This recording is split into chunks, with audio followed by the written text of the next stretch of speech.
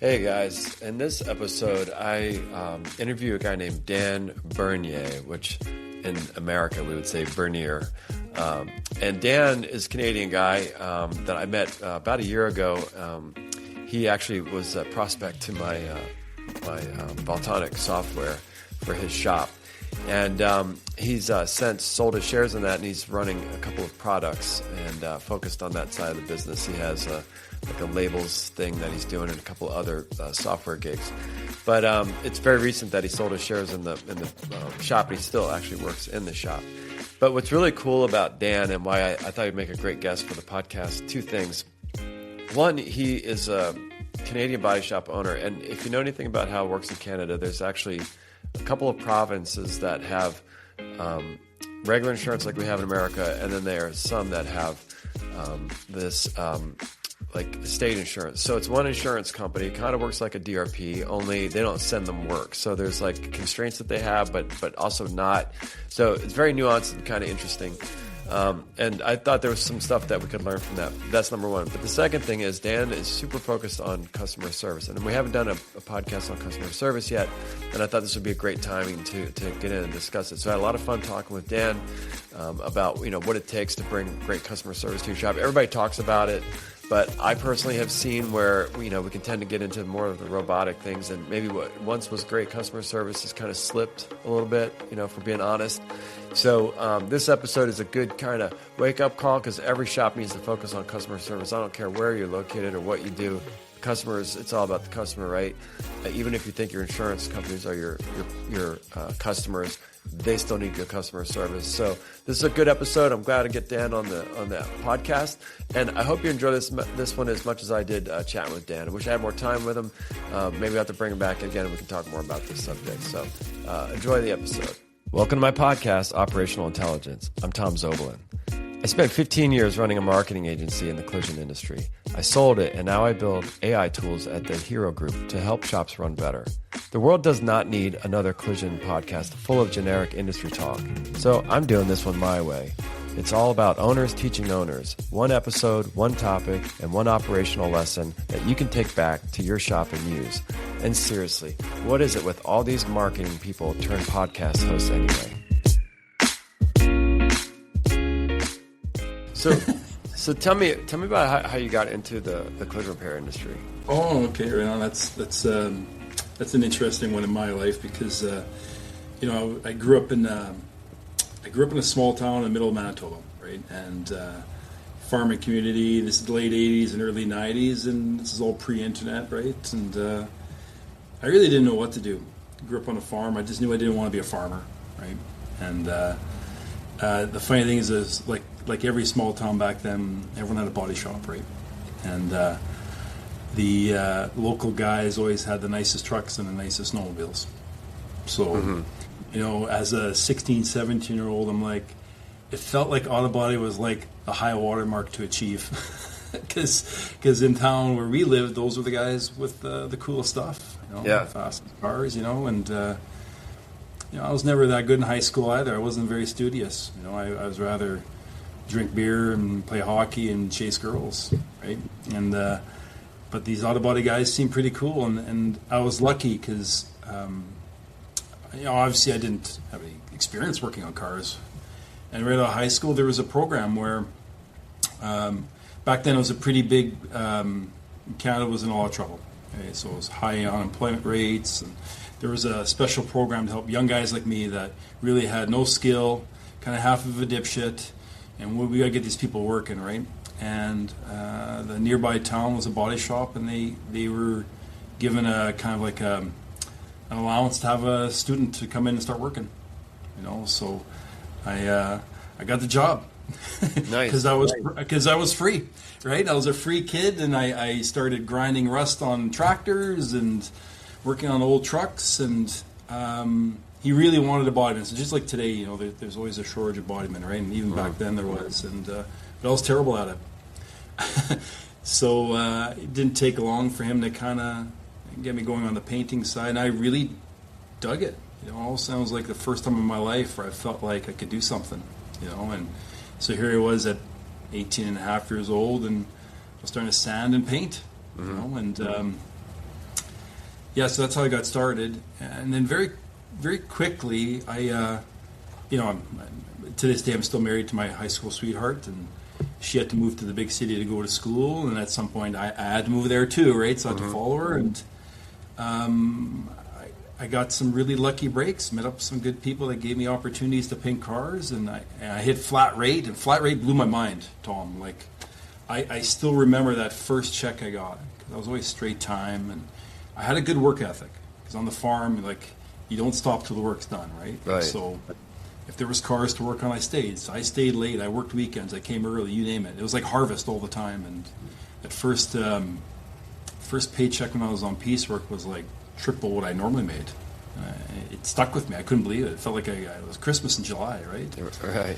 So, but then it kind of, I quickly started meeting people, professionals in the industry, professional painters, professional bodymen, managers, paint reps, and I started getting interested in the business side, and so I started having dreams of being a tech rep, and then I did that. I was in technical support for a few years for a local paint supply store, and got into managing a paint supply store, and got into sales, and then along the way I actually got into manufacturing.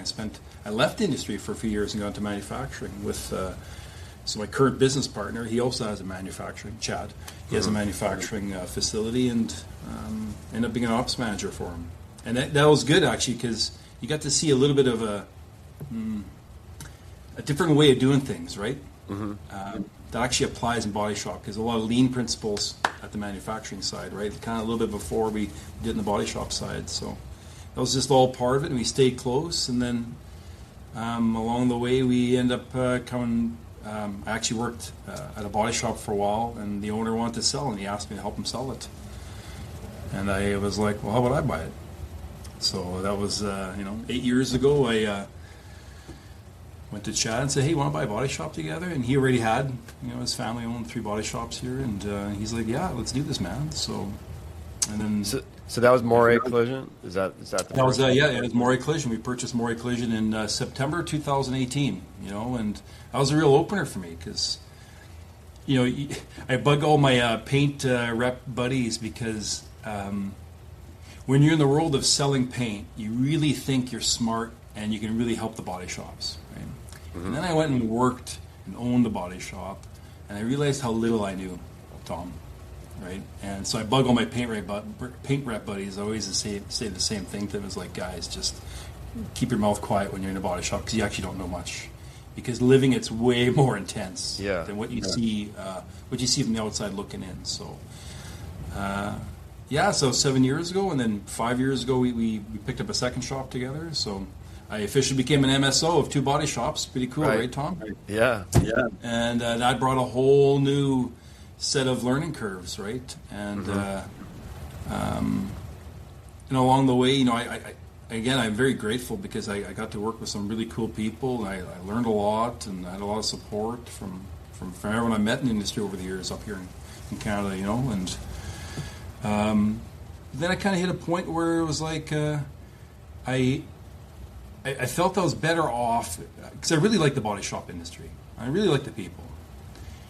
And I really want to be a helpful part of it. I'm not looking just to take, I'm actually looking to give back a bit, right? And, so I always figured my best way to be is instead of being a body shop owner, I decided to move on from that recently, right? And kind of I'm focusing now on distribution of stuff, right? And be a supplier to the industry. I just figured that would be a better spot for me, because I think I can try to be helpful to more people, right? So you guys had 4 locations, all right? You grew Morrie to 4?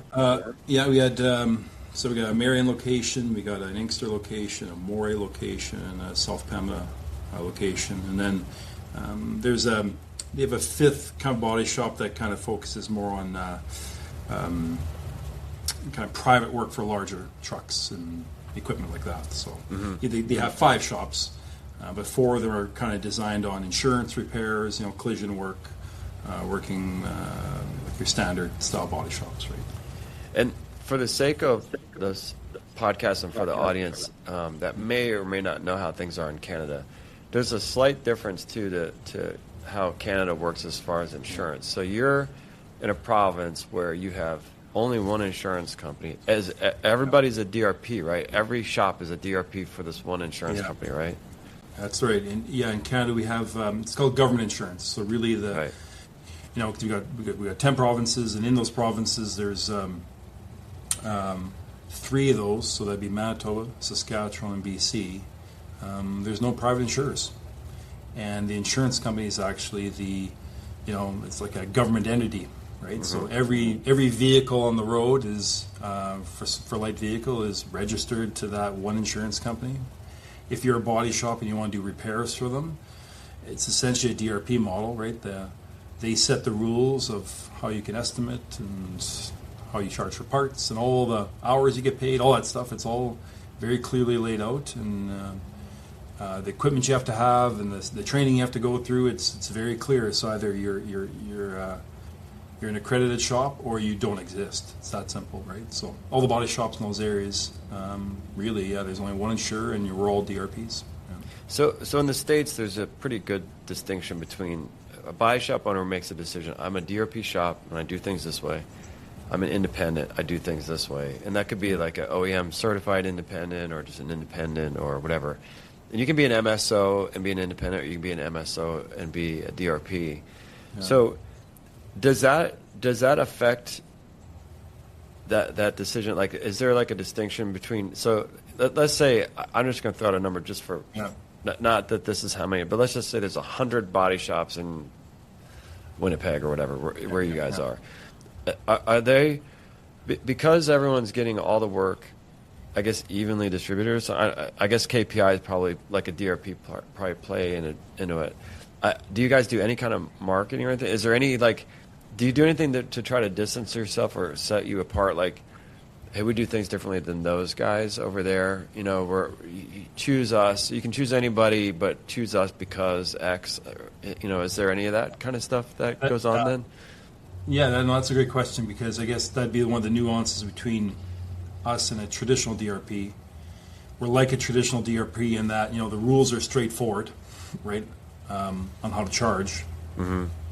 But in this market, they don't direct work because everyone's a DRP, right? They don't direct. Okay. So because in a way they are, because they go, if you want your car repaired, you have to go to one of our shops. But every single shop is one of our shops. Right. So they don't direct it saying, hey, you have to go to East Side. They just say you have to go to an accredited shop, which is every single shop. Right. And then when it comes down to the shop, there's a lot of marketing involved, because now it's really kind of like a level playing field. If you get in an accident, you're not told really where to bring it, other than bring it to an accredited shop, and every single shop's accredited. So therefore, marketing, and that comes heavy into play now, right? Right. That's why I wanted to call. That's why I wanted to call that out, because it's like you're a DRP but with none of the benefits. The whole reason to get on a DRP for shops in the States is that they don't have to market, they don't have to sell. Well, you have to still sell, but you don't have to market. You have a constant stream of work. I can turn on a shop. I know I'm going to get this much revenue in the door, but you don't actually get that. You have to deal with all the sucky parts of being on a DRP with none of the upside. Correct. And that's the challenge, because it is very challenging. Because you nailed it right there, is that we don't get the benefits of a DRP, right? Yeah. Now, there's other things. You only got one insurance company to deal with, so understanding rules and all that stuff is, you only got one guy to worry about, right? So the rules are very clear-cut. And I'm also very much like, it's kind of like, we viewed it as almost like a franchise that you chose. I chose to own a shop. Therefore, I'm accepting the rules of what I inherited, right, by being a DRP in Manitoba. Uh-huh. And, as a whole, they're not that bad to deal with also. There's some, don't get me wrong, there's always, and this is true of any body shop in the world, right, that deals with insurance. Of course, we disagree on some things, right, but as a whole in the government insurance areas, I don't think there's any extra, battles between the body shop and the insurance side compared to other areas, right? So there is some positives to it comparatively to a traditional DRP. I think the government insurance guys are typically a little bit more and I can only say this anecdotally, right? Because I've never dealt with a DRP outside of government insurance, but they're typically a little bit more willing to work with the shops in that if they're going to make a change, they often are like they want to get the shops involved in that decision to understand before they make the change, right? So it is unique though. Like we got these 3 provinces that have this insurance model that we don't have anywhere else. So it does create some so a little bit different way how to run your business, right? Yeah. So a couple more questions about that. Yeah.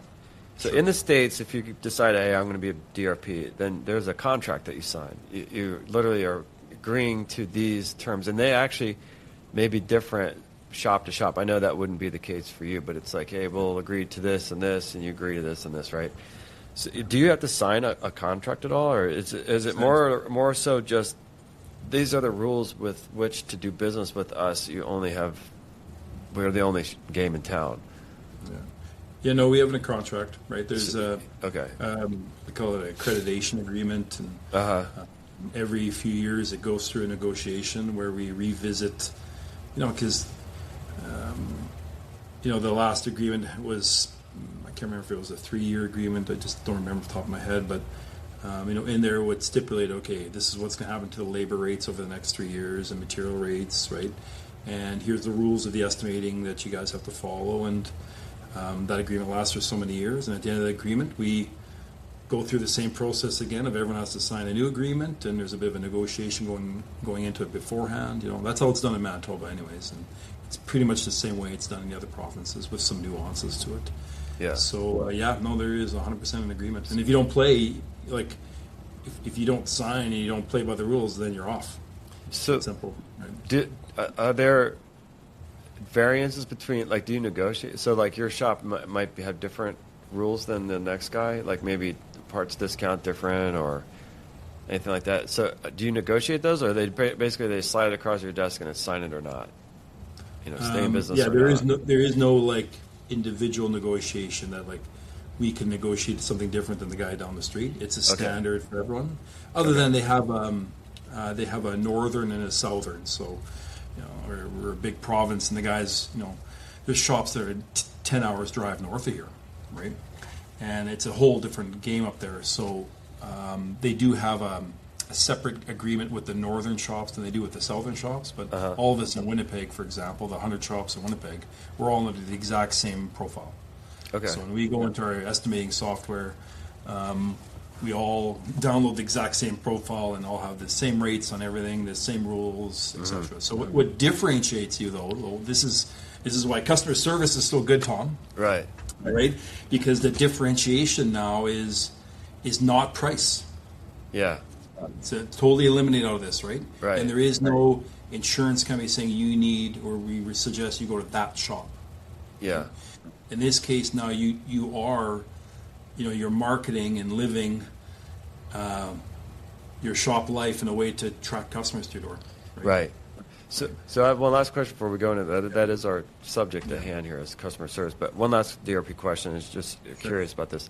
Are they tracking your KPIs and scoring you based on that too? Because that does kind of play into customer satisfaction too. But like in the States, cycle time, recycled parts usage, repair versus replace, and I'm sure I'm leaving a ton of things out. Yeah. Like you're obviously it's not negotiated, but do they score and grade you on that? And if there's no like in the States on a DRP, the better you do, the more work you get. Since you don't have any of that upside, I'm just curious. Do they score that stuff? Do they hold your feet to the fire on these numbers or penalize you? Yeah, 100%. Yeah, no, we do have every shop's got a monthly KPI that's tracked, and there's kind of a handful of key areas, and there's a minimum score you have to meet. And basically, if you don't maintain that minimum score, they just kick you off the program. You're just no longer allowed to do insurance work. So it's either you're in or you're out, right? Okay. And but we have big ones are ask approve. So any denial you get, denials are huge in our world because we're allowed to only run at the very thin amount of denials. And if you consistently go above that, you can get kicked off the program. Mm-hmm. Denial meaning that you you wrote something on an estimate that violates their insurance rules. I just want to make that clear for people who might not understand what that means. Yeah, sure. That's a great two kind of things that cause denial. So one of them is, you're right. If you put something on your estimate that's in contradiction of their rules, they'll deny it, right? And they'll say, sorry, we don't pay for that, or you asked for too many hours for something that we have a set amount to, or some to that effect, right? Right. But the secondary one is, there is some, we'll call it gray areas on an estimate, and body shops know that, right? Like, for example, especially it's more on complex repairs, right? If you get a rear end hit and you've got you got to replace a quarter panel, and you got to replace the wheel opening, and there's some sacrificial parts, and there's some unique materials you might need for it. That's where you can get a denial, because you're asking for something that isn't necessarily in the estimating platform clearly, right? So that's sometimes you get denied on things that it's not that it's against the rules, it's just not in the estimating system as an approved process, right? So now you have to explain why we need this extra time. Yeah. It's really a silly concept, I think, because if they're not paying for something, there's specific rules about it. If you ask for it, who cares if they deny it? We all care, right? Denials. I'm building a whole product about fighting insurance denials. But why ding you on asking for stuff like that? Like, they're just not going to pay it. They're going to flat deny it. They've got software to deny it. Like, who cares that you ask for 50 things that they're just not going to pay it? Like, why does that ding you? And even if it does ding you, what happens? That you get kicked off the program at too many? You ask for too. It just seems so ridiculous to me. Well, yes, I agree, but at the same time, I can understand their side a little bit though, Tom, because if the goal is they're and I'm only, again, I got to assume this because I don't know what goes through their minds, but they're training us to stay and color in the lines. Right. I'll go outside the lines. We're going to punish you. So what are you going to do? You're always going to color inside the lines, and it does create this. What it does create though is there's a lot. I think this is true in any DRP shop. Is that there's a little bit of fear that if you push too hard or ask for things, right? You end up to be, you end up being careful, and I think you leave things off the table because of that. And that's what a lot of shops do. They're afraid of having that bad score, right? And they're afraid of being denied on something. So in turn, they don't ask it, and then they still do it though, right? They do it and they don't even get paid for it. Yeah. Because they're like, I don't know if they're going to approve me on this. So, but in the name of doing a proper repair or getting your customer happy, you still do it, right? Right. And then this is extra paperwork and admin, and there's other reasons to why shops choose not to ask for things, right? But a big one is, I think it's no different than touching your hand on the stove, right, Tom? Like, right, when you get burnt a few times and now your score is in the bad and you get warned they might get pulled off the program, well, they're training you to not ask. They're training you to not ask. Yeah, absolutely, because unless you have irrefutable evidence, like it has to be so beyond confirming, then you can get it approved. But if you think you need something, it doesn't work. You don't get it. And the one thing that is going in your favor, though, this is what I love about Canadian insurance, state insurance. If I could give a silver lining in it, it's that if the OEM requires it, they do not push back at all. They're like, "Yep, we agree. You got to have it." Right? They don't fight. Is that the case? I would say that's 99% of the time, yes. So like what a beautiful thing, right? If everything that the car needed, they paid for, maybe DRPs wouldn't be so bad, right? It's just like, at least in the States. But I'll add a however. However, Tom, I haven't experienced yet some of these other things, because I believe they're in negotiation and behind the scenes, because we have a trade association and there's various committees that, there's a technical committee, for example, that's body shop guys and insurance guys, and they meet and they talk about these kind of gray areas within the estimating so they can come up with a plan on how to deal with it, right? Mm-hmm. And I just don't have that answer today. Like, me and you have talked about this before, but some of the OEM procedures where a vehicle's an accident that you have to I think so. Correct me if I'm wrong. I think it's Subaru. You have to inspect the steering column. Steering column, right? So, are they paying for that today? I'm not sure. Like that's an example where Subaru actually. Yeah, Subaru actually was really extreme there for a minute. I don't know if it's still the same thing, but like they wanted you pulling the seat covers off. They wanted you checking their seat frames, and like you basically, when you dismantle a thing, you're dismantling it like it's going to go in containers and go to Siberia, and be a parts car. So like it was pretty invasive stuff. But I think they've backed off on some of that stuff. So yeah, I can imagine where, but a steering column, I mean, seat covers. Okay, but steering column, there should be no question. Like, but Tom, this is the hard part because now you just applied some common sense, right? You're saying, okay, you're right. Yeah.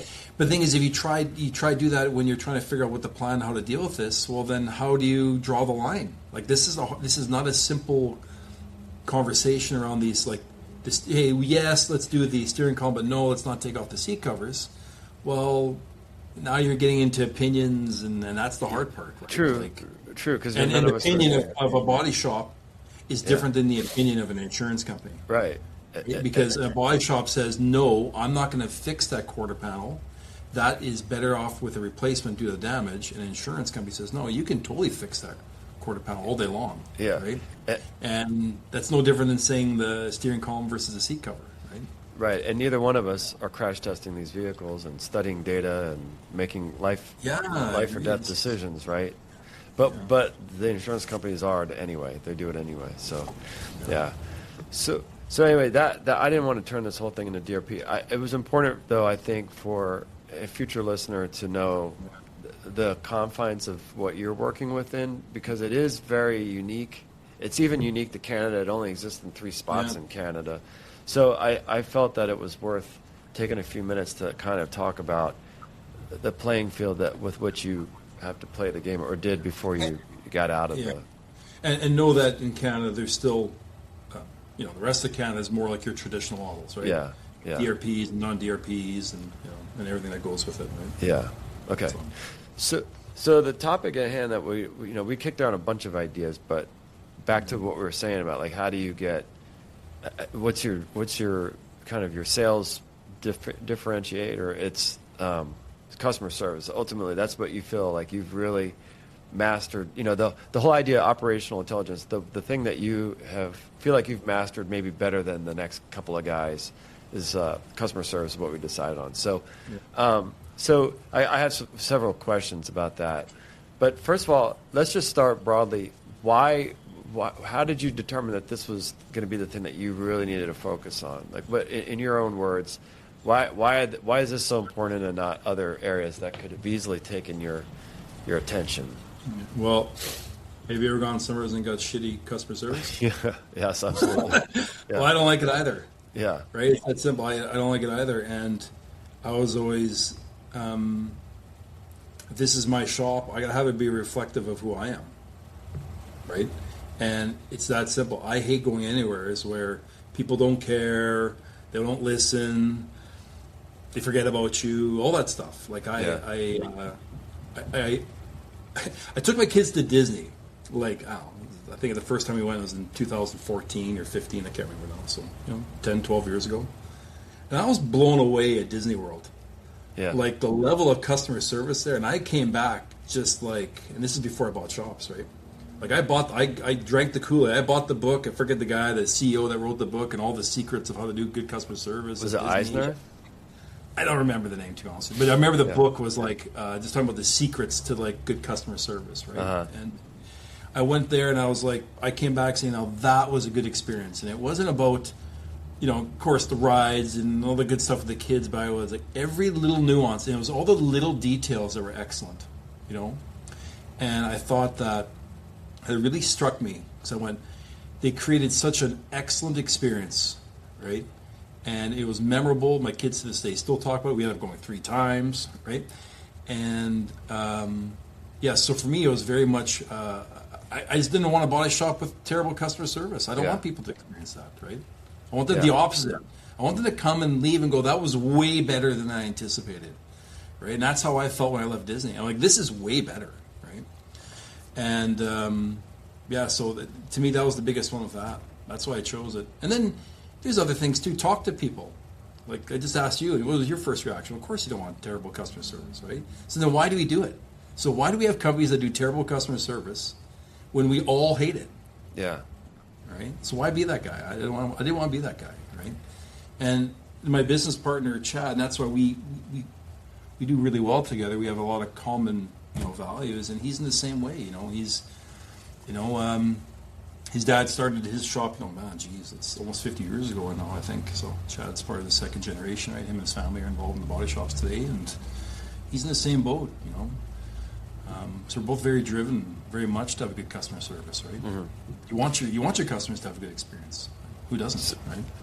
So that's the why. What's the what? What is it that you do differently with your customer service that is different? Like, can you give me some examples of things that you do that you think are unique? Before I get to examples, though, that are unique, because there's a couple things that are important. I go. Sure. Yeah. Go for it. Yeah, and it starts with your company has to be a reflection of the owner. Okay. So, otherwise you're faking it, right? And how do you create a culture of say good customer service, right, or excellent customer service, unless the owner actually feels that way, right? So to me, it always starts with that. The business has to be a reflection of the values of the owner. Otherwise, the owner is faking it, and and they'll never drive that culture. So we see this all the time, right, in our world, and not even in body shops, just companies in general, that promote this idea of a wonderful place to go and be a customer at. Then you go there, and it's not like that at all. You know what I mean? And we all know where we're right? So it's very important it starts with that. If this is your business and you can't honestly feel like you really want to have good customer service, then why fake it? You might as well go down a different route, whether it's convenience, price, whatever that is. Mm-hmm. Yeah. So it starts with that. And then number 2 is you have to hire people the same way. Yeah. Right? Like the hiring process is so important. And we're all in the same boat, Tom. We're all short-handed, right, in the body shop world. All of North America is in the same boat. We need techs, we need people who need admin. Admin's out of control, right? We have more admin people than people fixing cars, right? Right. But you still have to hire right.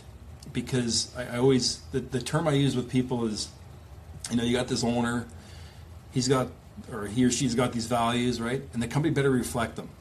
Because otherwise you won't even enjoy your own business, right? Mm-hmm. Then after that, you have to hire people that also reflect that, or else they won't enjoy it. And the example I give is, Tom, if I hired you tomorrow, right, you're my new bodyman, right? Welcome aboard, Tom. One thing I need you to do whenever you're fixing a car, make sure you go through the console, and any loose change, I got a jar in the office. I want you to put the loose change in my jar because that's my coffee money. Right. Right? How would you feel about that? Yeah, I would feel very strange about that. Yeah, right. And you're not going to enjoy your job. No. And how good of a job are you going to do? Are you going to go take the money out of all of it? Of course you're not going to. Yeah, right. Now, that's a ridiculous example, but it's still the same idea, is that and that can work the good way or the bad way. If I say to you, never touch anyone's stuff in the car. It's important that we leave everything. We take pictures. It's very important that we build trust with our customers, that everything in that car returns to that customer. But you're someone that likes taking the change out of the right. Well, how long are you going to last? You're not going to last very long, right? Right. It's the same idea with customer service. The two have to match. What I want as the leader and the owner of my business, and the people working for me, those two have to match. Otherwise, it will not work. Mm-hmm. So your hiring practices have to be good. That you're pulling in people that are customer facing, that have the same drive and desire as you to have good customer service, right? So how do you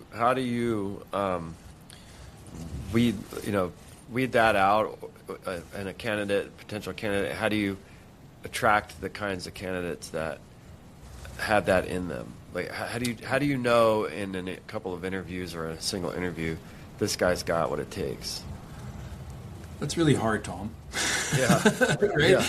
Yeah. You know what? You of course, when you set out, the various ways of looking for people, right? Whether it's online for hiring, we have our own website for hiring people. We actually have our HR company that we've hired, a third-party company to help us foster and look for people and interview people. That's interesting. You're the first shop I've ever heard that does that. That's not like a Caliber or something, Yeah, no, Because HR is hard for all of us, right? We're all busy trying to just get around our day of like keeping customers happy and fixing cars and getting parts. Yeah. Never mind when you have all these HR issues, and as you grow, they just compound. And as an owner, it's hard. And I'm not skilled at that. Like I can talk to you, Tom, all day, but dealing with some of this stuff. So we actually got a third party guy to come in and he helps us with hiring people. He helps us if we have a difficult situation. He can guide us. He provides some training internally. I recommend any company that if you don't have if you're not at that point where you have like a professional HR team to help you with this, get a third party. It takes a lot of stress off you, right? Those services have a name, right? Is there like what do you call it? Is it like a fractional HR company, or is there? I honestly don't know. We just we actually had the company we hired was recommended to us from someone in a totally different industry, but the owner knew Chad and said, "Hey, Chad, we're dealing with this guy, and it's really helpful to us. We don't have to spend our time figuring out what to do." And so the guy that bought my marketing agency, that's what he did. He outsourced it. It's got there's a name though, like a something PO or something like that. Yeah, it's like the 3-letter acronym type thing. Yeah. But anyway, I thought maybe you might know what they're called. It's funny. I'll plug you for a second, Tom, because we looked at your the hiring hero, I think it's called. Yeah, my hiring tool. Yeah, and that's a really good tool because that helps. It forces you. It forces you to actually stop and think about what's important to your shop, to your business, and what these attributes are that you want from your person, so that you hire the right person as much as good as you can. I mean, it's never perfect, right? It's never perfect, but it still gets you down to where you're hiring the right people because it's critical. I scream that from the rooftops, hiring the right people, and we all know this. That's the thing is we all know this. When you work with somebody that's right in tune with what you're doing, excellent to get along with, and hits home runs with customer service, right? Don't you love that? Yeah. Right? So let's put more effort into hiring that, right? So I'm going to drop in a quick plug for anybody listening to this podcast. So what Dan's referring to is my so at the Hero Group we build free tools, and one of the free tools that I've just recently released is a hiring tool. It's totally free to use. You just go to herogroup.ai and create a little account there, and it's there. It's not the worst thing you're going to get is on our newsletter every 2 weeks, but what it does is it walks you through describing your culture at your shop, what's important to you, what a good fit for your company it looks like, and what a bad fit looks like. And then once you've imported that stuff one time, then any job that you need to fill at your shop, estimator, tech, parts guy, detailer, doesn't matter, has a little drop down. You pick the title, and then it will build out a complete interview questionnaire set that is specific to that role, specific to your shop, and it helps you. It writes the questions to ask to match that person to seek to test for that personality trait in every candidate you ask for that role, and then it'll score it and all that stuff. So that's the tool that Dan's talking about, and I'm going to stick it in the show notes here for anybody that wants to give it a shot. And it forces you to stop and think about this stuff for a second, right? And so that's a big one. Like I always start with that top-down culture, values, happy alignment. The second one is you can't customer service your way out of a shitty run shop. You have to have I explain this to guys all the time in the shop, and they get it. I said, if every single car came in, and we do advanced repair plans at our company, okay? So we bring the customer in for the day, we bring their car in for a day, we do a full tear down, we find all the damage, then we put it back together and give it back to the customer while we wait for parts and stuff, okay? That's the model we do. Mm-hmm. I always explain that to guys is, if every single car came in with a perfect estimate and all the parts were ready and all the technicians were there and it just came in and got repaired and pushed all the way through, customer service is easy, right? Right. You tell them when their car is going to be ready and they pick up when it's ready and it's done perfectly because your quality is 100%, right? Yep. Your customer service is actually quite easy at that point. You just need nice people. Right. And so again, part of customer service is that you have to pay attention to your repair planning, your scheduling, and your quality. Because if you're missing any one of those, you're just going to have more problems within the shop, right? More delays, and now your customer service is just relaying bad news. Relaying bad news is not good customer service. Right. right? Yeah. So before even like we even talk about tactics on customer service, you better have your values in line, you better hire the right people, and you better focus on those three in your shop to make it run smooth. Because without those, no matter who you stick in that front seat, they're going to struggle, and you have customers that aren't happy. So how do you know when you've got that foundation work done? Like, is there a noticeable feeling to how things are running in the shop? Is there like how do you know you've kind of achieved that level there, or versus still working towards it? Are you talking about like on those three things I talked about? Yeah, like when you feel well, obviously the owner values, that's pretty straightforward. You have it or you don't. But as far as like where you feel like everyone gets it and you find that the candidates that you're hiring always fit, or most of the time they fit. Like how do you, is there a point when you kind of like, hey, I think I've got this now? Like it just feels a certain way, or you're just kind of always striving for that.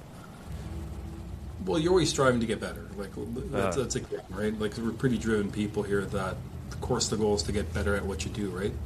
But when things are going right. When just look at the general mood. Like we're in a tough industry, so a lot I spent years on the distribution side, visiting multiple shops. You can tell as soon as you walk in, you can cut the air with a knife on most shops, right? Where it's high stress, people aren't happy, they got a scowl on their face, you name it, right? And so your human intuition knows when things are running right because the mood is good, the mood is positive, right? We measure our, like Google reviews is a big measurement, right? Like, yes, there's the insurance company has their own score, an NPS score on that, right? Net Promoter Score. But Google reviews, someone has to go out of their way to give you a review in a positive manner. If you're like the 5 stars are pouring in, you're doing a good job. Yeah. Right? Yeah. So in our shops, I think they're all at 4.9, 4.8, all 4 of them. Yeah, that's right? amazing. It is amazing, yeah. And we're in a very competitive market here because that's the only way to differentiate yourself, right? Is by customer service and quality. That's it. When you do get customers, if you interview them, do you ask them, since they can technically go anywhere they want, there's no, like, I just can't even imagine how nice it must be to live in a world without steering and stuff like that. But what do they cite specifically? Like, this is why we chose you? I mean, why do they choose you if they're going to look at, say, 5? Are you guys really spread out too up there, or are they clustered like in Los Angeles, where there's a body shop every 5 feet? It's pretty spread out in their city, but there's still some clusters. Okay, so each area of the city kind of has a sort of a cluster group, right? Because to build a new shop, you have to be in the areas that are zoned it. But there's a lot of older guys who've been around for 30, 40, 50 years that just all of a sudden they're in the middle of a neighborhood, right? So it is a blend here. I actually spent, that's a good question, because I actually spent probably about 2 months at one point where every time we need to give a customer a ride, I gave them the ride. And I didn't act like I was the owner. I just said, good morning, I'll be your captain. If you can be the navigator, I'll give you a ride home, or whatever it was, right? And I just asked them that question, like, may I ask why, what happened? Is everything okay? And what led you to us? And the funny thing was there was kind of 3 main things. There was always like, convenience is a big one. Like, you're close to work, close to home. Starts with that. No one drives 2 hours to get the car fixed. Yeah. Right? So, right? So the reality is you got to be convenient. They found us, so there was either they found us on searching on like Google Maps, who's close to me. Yeah. They went to the insurance company, they have a locator, right? And then the third one was whether, repeat customer referral, right? But they all had the same answer after that. So they found us online, or they went to the insurance website and found us that we were close by, or somebody they worked with or their friend said, hey, you should go see the East Side guys, right? But it always followed up 100% was, and then I checked your Google reviews. Yeah. Right? And I call that the concreter. They kind of had the decision made, and then they read the reviews and went, that's where I'm going. That's it. Right? So that's when it really ramped up on us on understanding the power of Google reviews, right? Yeah. Well, so much of what we buy now has a review component to it too. Like you were joking that you saw on my screen about the tube axle from the Model A. So, like I need to buy a new wiper motor for that thing, and I had three choices. One of them was they're all within a few bucks of each other. One of them had 150 reviews. They all have the same review on Speedway Motor site. One of them had 150, one had 50. So, like, which one do you choose? I'm going to choose the one that has 150, 5 stars, but 150 of them versus 50. Like, I didn't even think anything past that. I didn't even read the reviews. I just read that there was it's like 5.5 stars, but there's 150 of them. It was like $3 more. I picked that one. So, so much of how we buy now is review driven. Like we probably don't even really think about it. And honestly, Google has a huge hand in that, but I think Amazon does too. Like I don't buy anything on Amazon without reading the reviews. 4 point something.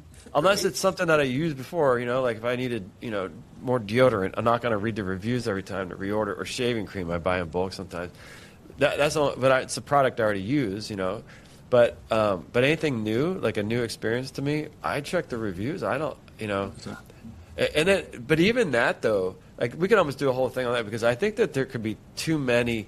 Like I don't know about you, but I'll read the negative reviews to see, okay, are the bad reviews legitimate or are they just crackpots? Like the box corner was crushed. I don't want it, or whatever, right? Like, so first thing I do is like, okay, how many reviews do they have? Okay, then let's see what the negative ones were. And are these something that, and if there's a lot of them, are they complaining about something that I don't want the product for anyway? Like if you look for like a camera bag, or I'm just saying that because I'm staring at my camera, but like a camera accessory, like this thing sucks outdoors. Well, that doesn't even apply to me because I'm buying it strictly for an indoor video shoot. So I don't even care how bad it is outdoors, or something like that, right? Yeah, so, but I'll throw in a bit of a debate on that. Is you're right. Other than if you're at 4849, they don't. It's just you're good. Yeah. It's when your choices are all at 4, 4.2, 4.4. Now you got to go in and dive a little deeper, right? Yeah. So you can just be a 4.9. There's no reading. They just go 4.9, 600 reviews at a body shop. I'm in. Yeah, exactly. That was kind of where I was going with that. Do they even read the reviews, or is it really just a numbers game? A lot of them read, not all, but a lot of them, because a lot of them said that. We saw you were 4.9, and that was good enough for me. Yeah. Some would read, and it was always they would read the bad ones. Yeah. And the thing is, when you have 150 in a row of good ones and then one bad one, it's barely anything to read either, right? Like. Yeah. And we did have some that would highlight the things they read on the good side. Like we get, at our Moray location, our main front CSR, her name is Iris. And Iris is a lovely woman. I've worked with Iris for years. I respect her as a human being and as someone I worked with, And we get people coming in going, I want to meet this Iris. Because on our reviews, there's so much Iris. Yeah. Iris communicates well. Iris is so kind. Iris is wonderful, right? And because she really is a wonderful person.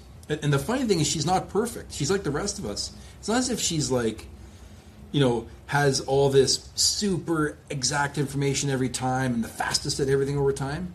But she is 100% genuine. She's a wonderful person and cares. Yeah. And you can't fake that, right? So that's how you set up that job role then, is try to find 100%. It's so critical, yeah. So do you have... So wonderful, yeah. So you have 4, almost 5 locations, or technically 5, but 4-ish, right? 4 in the insurance world. So do you have Iris actually get involved with training new hires at any of the other locations? Do they come over and shadow her for a couple days? No, and not to no. Though there's been conversations about how do we ramp this up for all roles. Like how do you get your estimating and your CSR, right? The good news is Iris isn't the only excellent one we have. Yeah. The reason why the whole group runs at a high rating is because every location has stellar people, like really good hires, right? And so I like picking on Iris because I know her well, and I'm going to make her listen to this, and she'll be blushing right now. So that's good. Yeah, right. But we also have others that are really good too, right? Yeah. But that would be something that that would be something we would love to work towards, right? More sharing practices. That's what we're trying to work on next, right? Is how do we share these positives between locations so that you can have these advantages, that everyone can exercise on. But that's a hard thing. I give credit to anyone that does that successfully, because we're all busy, right? Yeah. Yeah. To plug another free tool that I have. This one's not a tool like the hiring one, but on my Hero Group Labs, there's I walk you through how to do, and luckily now we know it's working because you tried it, Dan. But I do have a Google Reviews tool. So what it does is you use this third-party Chrome extension called Phantom Local. Download it, and then you can go in and pull all the reviews of your shop and your competitor's shop. And it'll analyze it, and it'll specifically, one of the things it's specifically looking for are there any people that are named specifically, so that if you do have some standout people and you are an MSO perhaps, and you want to get this shop operating at the level of that shop, maybe you got two shops, one's lower review count than the other, lower gold stars or whatever. It would be a way to easily let AI do that for you. So I'll make sure I add the link to that video here in this too. Yeah, and I did that. I took one of my competitors down the street, but I pretended that I was him trying to compare to me. You're right. It's funny because the AI response was like, "You're in trouble."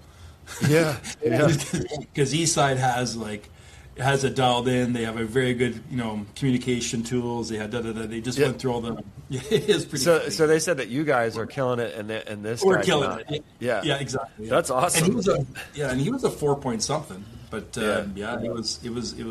I would suggest anyone listening, if you got to this point because you care about customer service, do that Phantom Local with that search prompt that you have, because it really is a good insight, right? Yeah. So you learn what your competitors are doing well, right?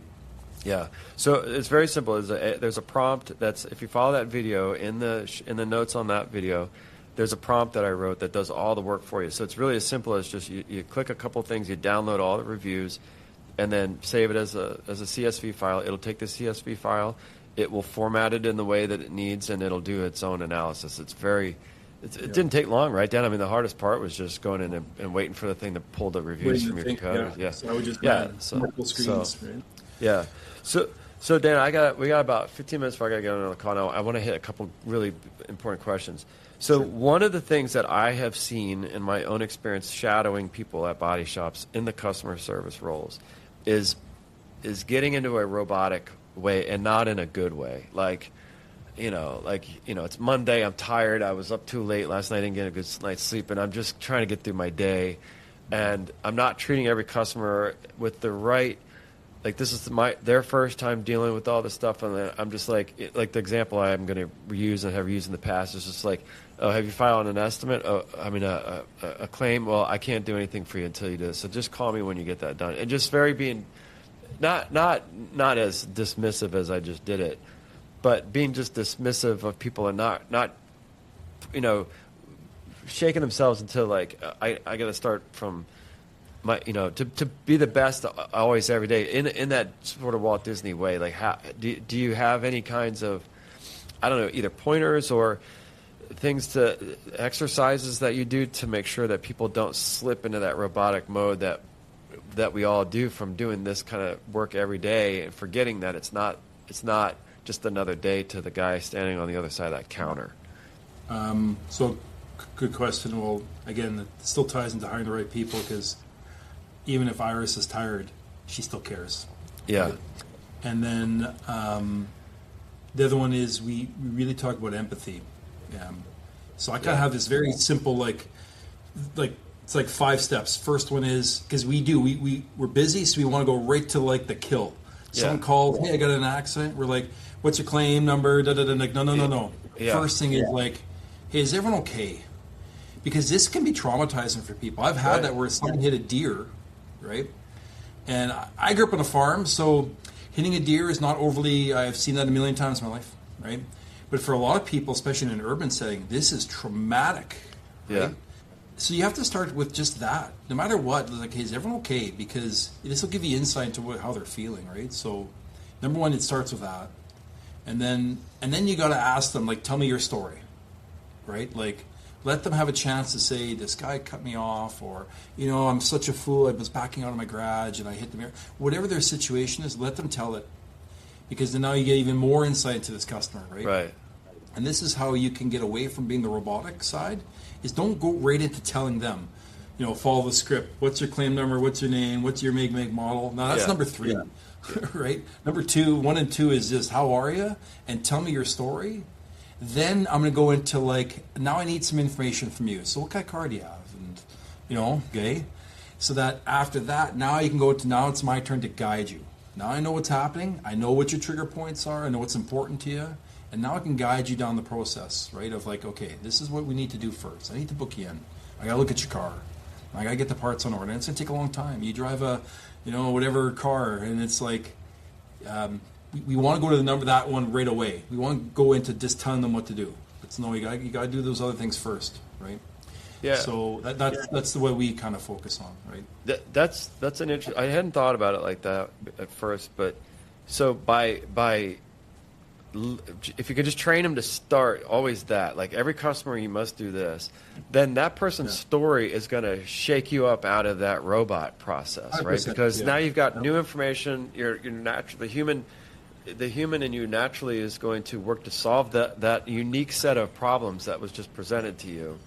Even though it's not unique that guy just got into an accident or got rear-ended on his way to work or whatever, but the uniqueness of that make a model of this particular customer, the fact that they're concerned about it, not concerned about it, that's just enough variance to make it not be robotic every single time. That's an interesting idea. And it has to be unique.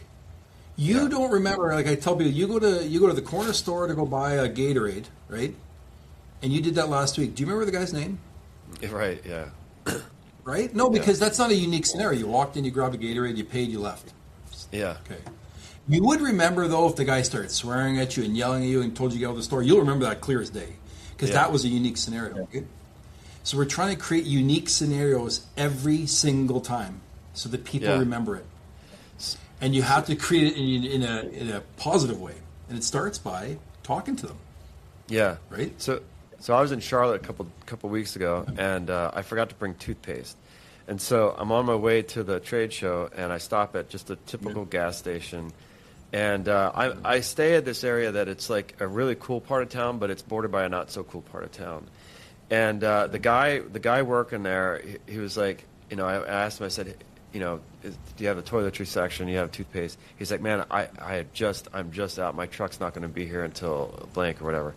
And so I was like, okay. I said, well, do you think any of this gas stations up the road here? He said, don't go there. Like, he goes, this is where good neighborhood ends and bad neighborhood starts. And he started telling me some stories. And he's like, I'm from, because I'm a New Yorker and I can handle blah, blah, blah. But these guys, so he was like really warning me.